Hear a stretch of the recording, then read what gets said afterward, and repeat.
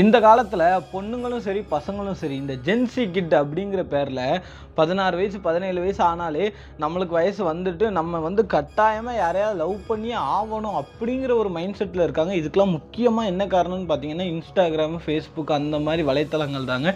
ஏன்னா அதில் எல்லாருமே இந்த கப்புள் கோல்ஸ் அப்படி இப்படின்னு சொல்லி வீடியோ போடுறதுனால அதை பார்த்து நிறைய பேர் இன்ஸ்பயர் ஆகி இப்படிலாம் இருந்தால் நமக்கு ஜாலியாக இருக்கும், லைஃப் சூப்பராக இருக்கும் அப்படின்னு சொல்லி ரியாலிட்டினா என்னன்னே தெரியாமல் பெரிய ஒரு கிணத்துல போய் சின்ன வயசுலேயே விழுறாங்க. அப்படி நீங்கள் ஒரு ஜென்சி கிட்டா இந்த மாதிரி லவ் பண்ணி அந்த லவ்வுக்கு அடுத்த கட்டமாக நம்ம வந்து சீக்கிரம் மூவ் பண்ணணும், நம்ம வந்து ரொமான்ஸ் பண்ணணும், நம்ம ஆளு கூட ஒன்றா இருக்கணும் அப்படிலாம் ஒரு தாட்லாம் வந்துச்சுன்னு வைங்களேன், இந்த வீடியோ ஃபுல்லாக பாருங்கள். ஏன்னா இந்த சம்பவத்தில் நான் சொல்ல போகிற விஷயம் உங்களால் நம்பவே முடியாதுங்க. அவ்வளோத்துக்குள்ள ஒரு கொடூரமான சம்பவம் நம்ம இந்தியாவில் நடந்த சம்பவம் தான். அது என்னன்னு தெரிஞ்சுக்கிறதுக்கு முன்னாடி இப்போ தான் நீங்கள் நம்ம சேனலுக்கு ஃபஸ்ட் டைம் வந்திருக்கீங்கன்னா இதே மாதிரி நிறைய க்ரைம் ஸ்டோரிஸ் நம்ம சேனலில் போட்டுக்கிட்டே இருக்கும். எல்லாத்தையும் பாருங்கள். உங்களுக்கு பிடிச்சிருந்தா சப்ஸ்கிரைப் பண்ணி உங்களுடைய ஆதரவு தெரிவிங்க. அது போக நீங்கள் எந்த ஊர்ல இருந்து இந்த வீடியோ பார்க்குறீங்கன்னு சொல்லுங்க, நானும் தெரிஞ்சுக்கிறேன் யார் யார் எந்தெந்த ஊர்ல இருந்து பார்க்குறீங்கன்னு சொல்லிட்டு. வாங்க இப்போ என்ன நடந்துச்சுன்னு சொல்லிட்டு டைரக்டாக பார்த்துடலாம். குஜராத்தில் ஜுனாகத் அப்படிங்கிற ஒரு பகுதியில் தாங்க ஒரு தம்பதி வாழ்ந்துட்டு வராங்க. அவங்களுடைய பேர் என்னன்னு பார்த்தீங்கன்னா அருண், தக்ஷனா. அந்த அருணுக்கு வந்து 40 வயசு, அந்த தக்ஷனாக்கு வந்து 35 வயசுங்க. இவங்க ரெண்டு பேருமே ஒரு பிரைவேட் கம்பெனியில் வந்து எக்ஸிக்யூட்டிவாக வேலை பார்த்துட்டு இருக்காங்க. ஒரே கம்பெனி கிடையாது, ரெண்டு பேருமே தனித்தனி கம்பெனியில் தான் வந்து வேலை பார்த்துட்டு இருக்காங்க. இவங்களுடைய வாழ்க்கைன்னு பார்த்தீங்கன்னா ரெண்டு பேரும் அரேஞ்ச் மேரேஜ் தான். ஒரு நல்ல வீடு, ஒரு நல்ல குடும்பங்க. இவங்க ரெண்டு பேத்துக்குமே மொத்தமாக 4 பசங்க. 4 பசங்கன்னா 2 பொண்ணுங்க 2 பசங்க. அதில் மூத்த பொண்ணு பேர் தான் மீனாட்சி. அந்த மீனாட்சிக்கு வந்து 19 வயசு ஆகுது. அந்த பொண்ணு பார்த்தீங்கன்னா 10ஆம் கிளாஸ் வரைக்கும் படிச்சுட்டு அதுக்கு மேலே அதுக்கு படிக்க விருப்பம் இல்லை. ஏன்னா படிப்பு ஏறல அந்த பிள்ளைக்கு. ஸோ படிக்க விருப்பம் இல்லாமல் அது வந்து வீட்டுக்கு ஒரு சைடு அது வேலை பார்த்துட்டு இருக்குங்க. ஸோ இந்த குடும்பமானது எப்படியாவது நல்ல ஒரு நிலைமைக்கு வரணும்னு சொல்லி நல்லா கஷ்டப்பட்டு வந்துட்டு இருக்க ஒரு குடும்பம் தான். இது போக பார்த்தீங்கன்னா அந்த இன்னொரு பொண்ணு ப்ளஸ் 2 பசங்க, மொத்தம் 4 பேர் சொன்னோம்ல, அதில் ஒரு பொண்ணு மீனாட்சியை பற்றி சொல்லிட்டேன். இப்போ அந்த மிச்சம் 3 பேருமே வந்து ஸ்கூல் படிச்சுட்டு தான் இருக்காங்க. அவங்களுக்குமே வாழ்க்கையில் ஒரு நல்ல இடத்துக்கு போகணும் அப்படின்னு சொல்லிட்டு கனவுகளோடு எல்லாருமே படிச்சுட்டு வச்சுட்டு நல்ல ஒரு ஃபேமிலியாக தாங்க இருக்குது. எந்த ஒரு சண்டை சச்சரவும் கிடையாது. ரொம்பவுமே ஒரு அன்பான குடும்பங்க. இப்போ தான் என்ன ஆகுதுன்னு பார்த்தீங்கன்னா மே 29, 2023 அன்னைக்கு அருண் அவர் வேலையை முடிச்சுட்டு வீட்டுக்கு வராருங்க. வீட்டுடைய கதவு வந்து திறந்து கிடக்குது. அப்போ இவர் அருண் இருந்துட்டு யோசிக்கிறாரு, என்னடா வீட்டு கதவு திறந்துருக்கு, இந்த நேரத்தில் யார் வீட்டை திறந்து போட்டு இருக்குது, வீடு திறந்துருக்கிறது கூட பார்க்காம உள்ள என்னதான் பண்ணுறாங்க அப்படின்னு சொல்லிட்டு இவர் விறுவிறுன்னு உள்ளே போகிறாரு. உள்ளே போய் அவருடைய மனைவியோட ரூமை திறக்கிறாங்க. ரூமுக்குள்ளே பார்த்தா அவங்க மனைவி வந்து கீழே படுத்திருக்காங்க. இவன் எதுக்குடா கீழே படுத்திருக்கான்னு கிட்ட போகிறாங்க. அந்த இடம் ஃபுல்லாகவே ரத்த வெள்ளமாக மிதக்குதுங்க. இந்த அருணுக்கு வந்து அதை பார்த்தது நம்பவே முடியல. ஏன்னா அந்த மாதிரி ரத்த கலரையே கிடக்குது அந்த இடமே. தன்னுடைய மனைவியை தூக்கி வச்சு பார்க்குறாங்க. பின்னந்தலையிலேருந்து அப்படி ரத்தமாக வருது. மனைவியை வந்து தக்ஷா எந்தி தக்ஷா உனக்கு என்னாச்சு தக்ஷான்னு சொல்லி அவர் கதர்னுட்டு இவருக்கு என்ன பண்ணனே தெரியல. அவங்க மனைவி வந்து ஆல்மோஸ்ட் இறந்துட்டாங்க. எப்படியாவது காப்பாற்றணும்னு சொல்லிட்டு அவர் போராடுறாரு. தக்ஷா எந்தி தக்ஷான்னு அப்படியே பின்னாடி இருந்து ரத்தமாக வேற இதாகுது. பார்த்தீங்களா, அவருக்கு என்ன பண்ணுறதுனே தெரியல. அப்போ என்ன பண்ணுறாருன்னா ஒரு கட்டத்தில் தெரிஞ்சு போச்சு மனைவி வந்து கட்டாயமாக இறந்தே போயிட்டா அப்படின்னு சொல்லிட்டு. உடனே என்ன பண்ணுறாங்க, யார் வீட்டுக்குள்ளே வந்தால் என்ன நடந்துச்சுன்னு தெரியலேன்னு சொல்லிட்டு உடனே போலீஸ்காரங்களுக்கு வந்து ஃபோன் அடிக்கலான்னு பார்க்குறாங்க. ஆனால் போலீஸ்க்கு ஃபோன் அடிக்கிறதுக்கு முன்னாடி இந்த வீட்டில் யாராவது இருக்காங்களா அப்படின்னு சொல்லிட்டு பார்ப்போம்னு சொல்லிட்டு விறுவிறுன்னு போய் பார்க்குறாங்க. ஒரு ரூமில் அவங்களுடைய முதல் மகள் சொன்னேன் தெரியுமா, மீனாட்சி 19 வயசு, அந்த பொண்ணு வந்து தூங்கிட்டு இருக்காங்க. இவங்க நேராக உள்ளே போய் அவர்கிட்ட மீனாட்சி அம்மா நம்மளை விட்டு போயிட்டா, மீனாட்சி நம்மளை விட்டு போயிட்டான்னு அவர் கதறி அழுறாரு. இவங்க மீனாட்சி நல்லா தூங்கிட்டு இருக்காங்க. அவங்க எந்திரிச்சிட்டு, என்னப்பா அம்மா இங்கே எங்கேயாவது கடைக்கு தான்ப்பா போயிருப்பா, ஏன்ப்பா இப்படி பண்ணுற அப்படின்னு, இல்லைம்மா நம்மளை விட்டு போயிட்டாமன்னுட்டு என்னப்பான்னுட்டு இந்த மீனாட்சி வந்து பார்க்குறாங்க. வந்து பார்த்துட்டு அவங்க அம்மா அந்த இடத்துல அந்த நிலைமையில இருந்துட்டு அந்த பொண்ணுக்குமே ரொம்பவுமே இது ஐயோ அம்மாவை யார் இப்படி பண்ணது அப்படின்னு சொல்லிட்டு அந்த பொண்ணுமே ரொம்பவுமே கதறி அழுதுங்க. இதுக்கப்புறம் சுற்றி உள்ள மக்கள் எல்லாருமே வர ஆரம்பிச்சிட்டாங்க. போலீஸ்காரங்களுக்கும் ஃபோன் அடிச்சாச்சு. போலீஸ்காரங்களும் வராங்க. வந்து பார்க்குறாங்க. பின்னந்தலையில் பலத்த காயத்தோட தக்ஷா வந்து அந்த இடத்துல வந்து இறந்துருக்காங்க. இப்போ போலீஸ்காரங்களுக்கு வந்து இந்த கொலையை யார் பண்ணாங்க, வீட்டுக்குள்ளே வந்து திருட்டுத்தனமாக வந்து யாரும் பண்ணிட்டாங்களா, இல்லை திருடுறதுக்காக யாரும் பண்ணிட்டாங்கன்னு சொல்லி ரொம்பவுமே வித்தியாசமான கோணத்தில் வந்து இன்வெஸ்டிகேஷனை ஸ்டார்ட் பண்ணுறாங்க. இதுக்கப்புறம் என்னன்னு பார்த்தீங்கன்னா இந்த பாடியை வந்து அட்டாப்சிக்கு அனுப்பிவிட்டாங்க. அட்டாப்சிக்கு அனுப்பினோட்டே அங்கேருந்து ரிப்போர்ட்டும் வருது. என்னன்னு பார்த்தீங்கன்னா பின்னந்தலையில் பலத்தை இரும்பால் அடித்து பின்மண்டை உடஞ்சி அவங்க வந்து இறந்துருக்காங்க. அவங்க பிரெயினே டெத் ஆகி தான் அதுக்கப்புறம் இறந்துருக்காங்க அப்படின்னு சொல்லிட்டு ஒரு விஷயத்தை வந்து அட்டாப்சி ரிப்போர்ட்டில் வந்து கலெக்ட் பண்ணிட்டாங்க. இதுக்கப்புறம் ஃபாரன்சிக் டீம் வருது, எல்லாமே வருது. சுற்றி முற்றி பார்க்குறாங்க, சந்தேகப்படுற மாதிரி ஒன்றுமே இல்லை. ஏன்னா வீட்டில் வந்து நகைகள் எதுவுமே திருடு போல. அப்போ இப்போ யாராவது வந்தால் நகையை திருடிட்டு போயிருக்கணும், அதனால தான் இவங்களை கொலை பண்ணியிருக்கணும்னு சொல்லி அந்த கோணத்தில் பார்க்கும்போது நகையும் திருடலை. இப்போ யார் பண்ணானே தெரியல. அப்பவும் போலீஸ்காரங்களுக்கு என்ன டவுட் வருதுன்னா, இந்த ஃபேமிலிக்குள்ளேயே யாராவது பண்ணியிருப்பாங்களா அப்படிங்கிற மாதிரி டவுட் வருது. அதுக்கப்புறம் தான் இன்னொரு விஷயம் கண்டுபிடிக்கிறாங்க. என்னென்னா, இவங்க வீட்டோட வாசலில் வந்து சிசிடிவி கேமரா இருக்குது. ஆனால் சம்பவம் நடக்கிறதுக்கு கரெக்டாக 1 மணி நேரத்துக்கு முன்னாடியே அந்த சிசிடிவி வந்து ஆஃப் ஆகிருக்கு. இப்போது எவ்வளோ பெரிய க்ளூ அந்த சிசிடிவி. அப்போது இந்த சிசிடிவி 1 மணி நேரத்துக்கு முன்னாடியே ஆஃப் ஆகிருக்குன்னா யாரோ பிளான் பண்ணி தான் இதை பண்ணியிருக்காங்க. அதுவும் குடும்பத்தில் உள்ளவங்களோ வீட்டில் உள்ளவங்களோ தான் பண்ணியிருக்காங்க. அது போக யாருமே வீட்டு டோரை உடைச்சிட்டும் வரல, எதுவும் ஏறி குதிச்சும் வரல, டோரு திறந்து தான் இருக்குது. யாரோ ஒருத்தங்க டோரை திறந்து விட்டுருக்காங்க அப்படிங்கிற மாதிரி ஒரு விஷயமும் வந்து போலீஸ்காரங்க கன்ஃபார்ம் பண்ணுறாங்க. அப்போ வேலையை என்ன பண்ணுறாங்கன்னா, அருணை இன்வெஸ்டிகேட் பண்ணுறாங்க. என்னன்னு சொல்லி இன்வெஸ்டிகேட் பண்ணுறாங்கன்னா, இந்த மாதிரி அன்னைக்கு நீங்கள் எங்கே இருந்தீங்க அப்படிங்காங்க. அவர் நான் வழக்கம் போல் ஆஃபீஸ் போயிட்டேன் அப்படின்னு சொல்கிறாரு. அப்போது 2 பேருமே வேலை பார்க்குறீங்க, நீங்கள் ஆஃபீஸ் போயிருக்கீங்க, அவங்க மட்டும் ஏன் லீவ் போட்டிருக்காங்க அப்படின்னு சொல்லிட்டு போலீஸ்காரங்க கேட்குறாங்க. அப்போ அவர் என்ன சொல்கிறாருன்னா, அவங்க மனைவியோட ஆஃபீஸ் வந்து ஆல்ரெடி லீவ் அன்னைக்கு, அதனால தான் இருக்காங்க அப்படின்னு சொல்லிட்டாங்க. ஸோ இதனால அந்த ஆஃபீஸ்லேயும் கேட்குறாங்க, அன்றைக்கி லீவான்னு கேட்குறாங்க. அதே மாதிரி ஆமாம் லீவுன்னு சொல்கிறாங்க. ஸோ அப்போ அருண் சொன்னது எல்லாமே உண்மை. இதுக்கப்புறம் தான் என்ன பண்ணுறாங்கன்னா, வீட்டில் இருந்தது யார், அந்த மீனாட்சிங்கிற அந்த 19 வயசு பொண்ணு மட்டும்தான். அப்போ அந்த மீனாட்சி வந்து இன்வெஸ்டிகேட் பண்ணும்போது நீ மட்டும் இருந்திருக்கமா, மிச்சம் உங்கள் தம்பி மாதிரிலாம் எங்கே போயிருக்காங்க அப்படின்னதுக்கு, இன்னொரு தங்கச்சி வந்து ஃப்ரெண்டு வீட்டுக்கு படிக்க போயிருக்காங்க, அது போக 2 தம்பிகளும் விளையாட போயிட்டாங்க அப்படின்னு சொல்கிறாங்க. அதே மாதிரி தான் அவங்களும் படிக்க போயிருக்காங்க, விளையாட போயிருக்காங்க.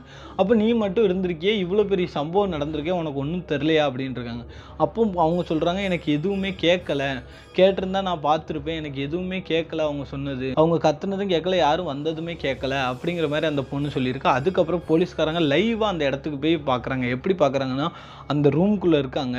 அதாவது அந்த மீனாட்சி தூங்கிட்டு இருந்தாங்க தெரியுமா, அந்த ரூம்குள்ளே இருக்காங்க. அதே மாதிரி அந்த சம்பவம் நடந்துச்சு தெரியுமா, அந்த ரூம்குள்ளே இருந்துட்டு இந்த மாதிரி கத்தி பார்க்குறாங்க. அந்த ரூம் கேட்குதான்னு சொல்லிட்டு பார்த்தா கேட்கல, ஆனால் லைட்டாக கேட்குற மாதிரி தான் இருக்குது. அப்போ சரி மீனாட்சி சொல்கிறது உண்மையாக தான் இருக்குமோ அப்படின்னு நம்புகிறாங்க. ஆனாலும் மீனாட்சி மட்டும் தான் இருந்திருக்கா. ஏன்னா இந்த கேஸில் வந்து என்ன தான் யார் மேலேயும் சந்தேகம் வரலனாலும் இந்த கேஸ் மூவ் ஆகாமே இருக்குல்ல. இப்போ குற்றவாளி யாருன்னு தெரிஞ்சாகணும்ல. ஸோ அதனால் போலீஸ்காரங்களுக்கு வேறு ஆப்ஷனே கிடைக்கல.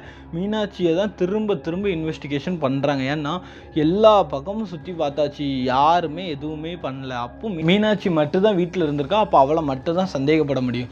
ஸோ திரும்பியும் அவளே இன்வெஸ்டிகேட் பண்ணுறாங்க. ஆனால் அவள் பதிலுமே ஒவ்வொரு நேரமும் ஒரு மாதிரி பேசுகிறாங்க. இதனாலே போலீஸ்காரங்களுக்கு அந்த மீனாட்சி மேலே பலத்த சந்தேகம் வருது.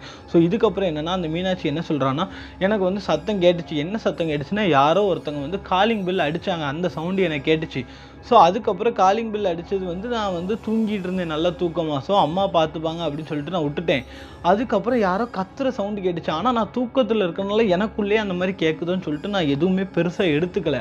அதுக்கப்புறம் எனக்கு கேட்ட சவுண்டு எங்கள் அப்பாவோட சவுண்டு தான். எங்கள் அப்பா என்னை எழுப்பி விட்டாங்க, இது மட்டும் தான் எனக்கு தெரியும், நான் நல்லா தூங்கிட்டு இருந்தேன் அப்படின்னு சொல்லிட்டு அந்த பொண்ணு சொல்லிட்டா.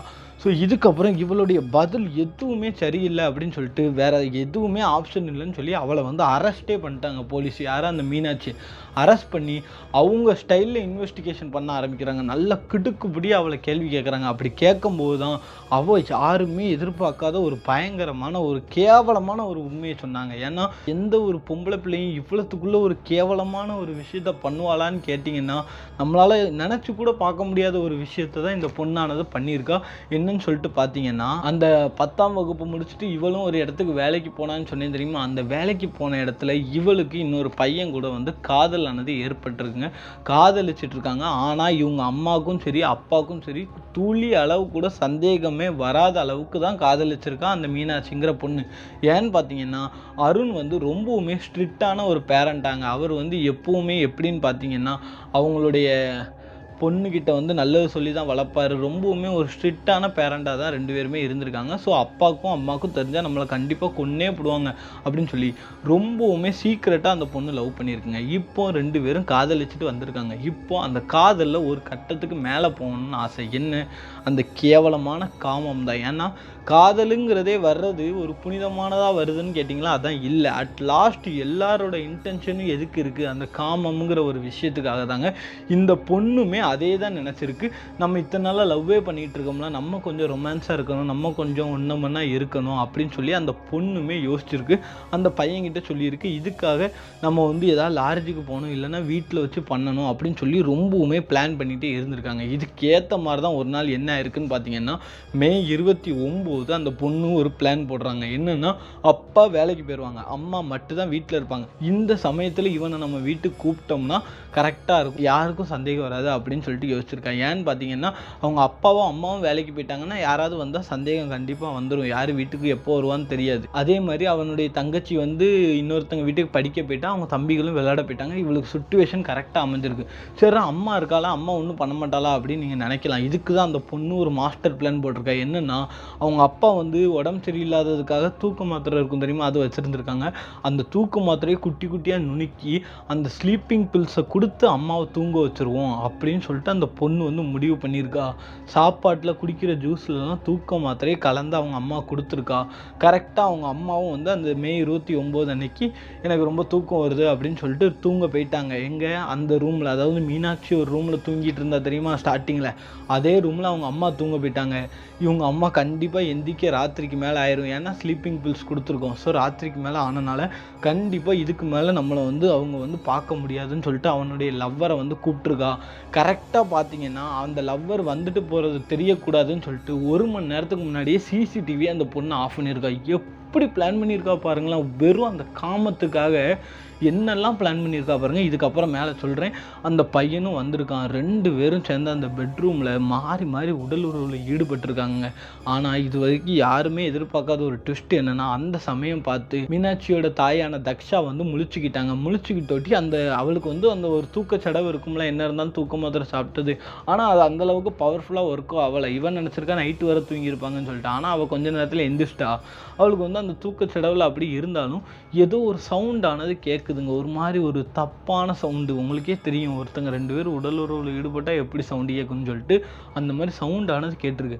அப்போ இவளுக்கு தூக்கத்தில் வந்து எந்திரிச்சு போக முடியல. ஆனால் இவன் என்ன யோசிக்கானா, தன்னுடைய மகன் ஏதோ தப்பான வீடியோ ஏதோ பார்க்கலாம் அப்படின்னு சொல்லிட்டு யோசிக்கிறான். யோசிச்சுட்டு கிட்ட போகிறாங்க. கிட்ட போய் வீட்டு அந்த ரூமோட டோரு கிட்ட காதை வச்சு பார்க்குறாங்க. ரொம்பவுமே பயங்கரமான அந்த சவுண்டு கேட்குது. என்னென்னா, அந்த கேவலமான சவுண்டு பயங்கரம் பாருங்க. அந்த கேவலமான 2 பேரும் உடல் உறவில் ஈடுபடுற சவுண்டானது அவங்க அம்மாவுக்கு வெளியே இருந்து கேட்குதுங்க.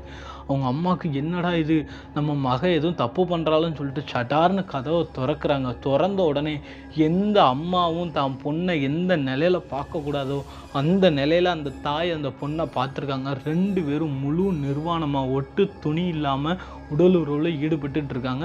இது அவங்க அம்மா கண்ணால் பார்த்துட்டா. பார்த்து அவளுக்கு எப்படி இருக்குன்னு யோசிச்சு பாருங்கள். அவளுக்கு ரொம்பவுமே டென்ஷன் தலைக்கு ஏற ஆரம்பிச்சுட்டு அவள் ஒரு விஷயத்தை பார்த்த உடனே கன்ஃபார்ம் பண்ணிட்டா, இந்த பையன் வந்து நம்ம பொண்ணை வந்து எதுவுமே பண்ணல, நம்ம பொண்ணுக்கும் இதில் விருப்பம் இருந்திருக்கு அப்படின்னு சொல்லிட்டு அந்த அம்மாவுக்கு வந்து தெரிஞ்சு போச்சு. உடனே என்ன பண்ணுறான், அந்த பையன்கிட்ட உனக்குலாம் கொஞ்சம் கூட அறிவு இல்லையா, இப்படி நடந்துக்கிற ஒரு பொண்ணை இப்படி பண்ணிகிட்டு இருக்க, என் பொண்ணை அப்படி இப்படின்னு சொல்லி அந்த பையனை பயங்கரமாக திட்டினோட்டி 2 பேரும் அப்படியே அந்த ட்ரெஸ் எல்லாம் எடுத்துக்கிட்டு போட்டுக்கிட்டோட்டி அந்த பையன் வீட்டை விட்டு ஓடிட்டான். ஓடினதுக்கப்புறம் இந்த பொண்ணை போட்டு பயங்கரமாக திட்டி எடுத்துட்டாங்க. முன்னெல்லாம் வந்து வேலைக்கு அனுப்புனா நீ இப்படி தான் பண்ணிகிட்டு இருப்பியா, கேவலப்படுத்திகிட்டு இருக்க, சரி உனக்குலாம் கொஞ்சமாவது வதற்கான்னு சொல்லி அவங்க அம்மா எவ்வளோ திட்ட முடியுமா திட்டாங்க. இதுக்கப்புறம் என்னென்னா, அந்த பையனும் ஓடிட்டா, இவளும் திட்டு வாங்கிட்டா. இதுக்கப்புறம் என்னென்னா, அந்த அம்மா ஒரு வார்த்தை விட்றாங்க, உனக்கெலாம் நான் செட் ஆக மாட்டேன், உங்கள் அப்பா வீட்டுக்கு வரட்டும், உங்கள் அப்பா வீட்டுக்கு வர்ற நேரம் தான் இது, நீ செத்துட்ட அப்படின்ட்டு இருக்கா. இப்போ அந்த பொண்ணுக்கு வந்து படபடப்பு ரொம்பவுமே அதிகமாயிட்டுங்க. ஏன்னா ஏற்கனவே இந்த மாதிரி ஒரு கந்தரகோல நிலைமையில வந்து நம்ம தாய் நம்மளை பார்த்துட்டா. அது வந்து ஃபஸ்ட்டு. இன்னொன்று, தன்னுடைய அப்பாட்ட சொல்லிட்டாங்கன்னா அப்பா நம்மளை கொன்னே போடுவார், ஐயோ ஏற்கனவே இது ஒரு கேவலம் அப்படின்னு சொல்லிட்டு அவங்க வந்து யோசிச்சிருக்கா அந்த பொண்ணு. உடனே என்ன பண்ணியிருக்கான்னா, அப்பா கிட்ட சொல்லக்கூடாது, இதுக்கு ஒரே வழி அம்மாவை நம்ம கொன்றணும் அப்படின்னு சொல்லிட்டு நேராக உள்ளே போயிருக்கா. இரும்பு ராடு ஒன்று எடுத்து அவள் பெத்த தாயை, அந்த பிள்ளைய 10 மாதம் பெத்தெடுத்த தாயை வெறும் அந்த காமத்துக்காக மண்டையிலே அடித்து 4-5 அடிங்க, டம்மு டம்மு டம்முன்னு எவ்வளோ அடிக்க முடியுமோ அடித்து அந்த இடத்துலையே வந்து முடிச்சிட்டா அவங்க அம்மாவை. 10 மாதம் பெத்தெடுத்த தாய்க்கு நிலைமையை பார்த்துக்கோங்க. இதுக்கப்புறம் அவங்க அப்பா வர சவுண்டு கேட்டிருக்கு. உடனே விறுவிறுன்னு ஓடி போய் அந்த ரூமில் தூங்குன மாதிரி ஆக்டிங் போட்டோட்டி நேராக அவர் வந்து தன்னுடைய மனைவியோட கோலத்தை பார்த்துருக்காரு.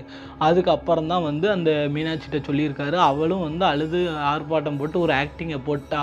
கடைசியில் போய் யாரும் கண்டுபிடிக்க மாட்டாங்கன்னு நினச்சா போலீஸ்காரங்க வசமாக கண்டுபிடிச்சி இவ வந்து வசமாக லாக் ஆகிட்டாங்க. இப்போ யோசிச்சு பாருங்களேன், வெறும் காமம். அதாவது அவளுடைய வயசு வந்து என்னென்னா, நம்ம யாரையா லவ் பண்ணணும், அது மட்டும்தாங்க அவளோட வயசுக்கு வந்து அவளுக்கு தோணி இருக்கும். ஏன்னா யோசிச்சு பாருங்க, வெறும் 19 வயசு தான். அவளுடைய மைண்ட் செட்டை பொறுத்தளவு எல்லோரும் லவ் பண்ணுறாங்க, நம்மளும் லவ் பண்ணுறோம். அந்த மாதிரி ஒரு மைண்ட் செட்டில் தான் வந்து அவள் இருந்திருப்பா. ஸோ அந்த லவ்வை தாண்டி ஒரு உறவுக்கு போகணுன்னு நினச்சிருக்கா. கடைசியில் அதையும் பண்ணியிருக்கா. ஆனால் இப்படி வந்து மாட்டுவான்னு நினைக்கல. அவள் மாட்டினா கூட தன்னுடைய அப்பா அம்மாட்ட மன்னிப்பு கேட்டுலாம், இல்லைன்னா ஏதாவது ஒன்று பண்ணிடலாம், நம்ம அவனே கல்யாணம் பண்ணலாம் அப்படின்னு யோசிக்காமல் அந்த நிலமையில அந்த பிள்ளைக்கு இருந்த பதட்டத்தில் அவங்க அம்மாவே இப்படி பண்ணிட்டாங்க. ஸோ இதுதான் இந்த சம்பவத்தில் நடந்துச்சு. அதுக்கப்புறம் வந்து கோர்ட்டில் கேஸ்லாம் போட்டு இப்போ அந்த கேஸ் போயிட்டுருக்கு. ஆனால் மக்கள் எல்லாரும் இவ என்ன தான் பொண்ணாக இருந்தாலும் 19 வயசாக இருந்தாலும் இவ இவ்வளோ கேவலமாக நடந்துக்கிட்டா, நம்ம சமுதாயத்துக்கு இந்த மாதிரி ஒரு பொண்ணு தேவையே இல்லை, இவளுக்கு ஆயுள் தண்டனை கொடுக்கணும் அப்படின்னு சொல்லிட்டு மக்கள் எல்லாருமே சொல்கிறாங்க. உங்களுடைய கருத்து என்னது? இந்த பொண்ணுக்கு என்ன தண்டனை கொடுத்தா கரெக்டாக இருக்கும் அப்படின்னு சொல்லிட்டு மறக்காமல் கமெண்ட் பாக்ஸில் சொல்லுங்கள். என்னை பொறுத்தளவு ஒன்று தாங்க, இவங்க அம்மா அப்பா ஸ்டார்டிங்லேயே வந்து பொண்ணுங்கள்கிட்டையோ சரி பசங்கள்கிட்டையோ சரி எல்லா விஷயத்தையுமே சொல்லி வளர்த்துருக்கணுங்க. என்னென்னா செக்ஸ் எஜுகேஷன்னா என்ன அப்படிங்கிறத முக்கியமாக சொல்லணுங்க. இந்தந்த வயசில் இந்தந்த ஃபீலிங்ஸ் தான் இருக்கும், இதை நம்ம எப்படி ஓவர் கம் பண்ணி வரணும்.